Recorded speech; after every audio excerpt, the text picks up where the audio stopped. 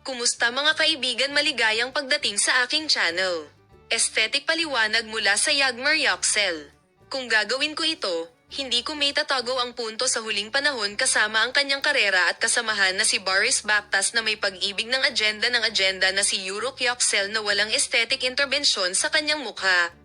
Ilang sandali pa, isang pangalawang pagkakataon kasama ang aktres na si Boris Bactas na tulad niya, at ngayon masaya kaming gumuhit ng isang masayang draw na si Yagmer Yoxel ay naririnig sa kanyang matagumpay na pag-arte. Si Yagmer Yoxel, na gumaganap ng nangungunang papel sa serye na kanyang nilalaro, ay sumagot sa mga tanong kung mayroong mga aesthetics. Hindi ko maintindihan ang mga nagpapanatili nito sa aesthetics, na nagsasabi na walang mga aesthetics sa kanyang mukha. Pabor ako sa naturalness at kadalisayan. Walang paglalaro sa aking mukha. Sasabihin ko na hindi ito itatago kung ginawa ko ito. Ang mga aesthetics, kahit na hindi ko maintindihan ang mga nagtatago, aniya. Wala akong ginagawa para sa aking balat na nagsasabing walang lihim na kagandahan.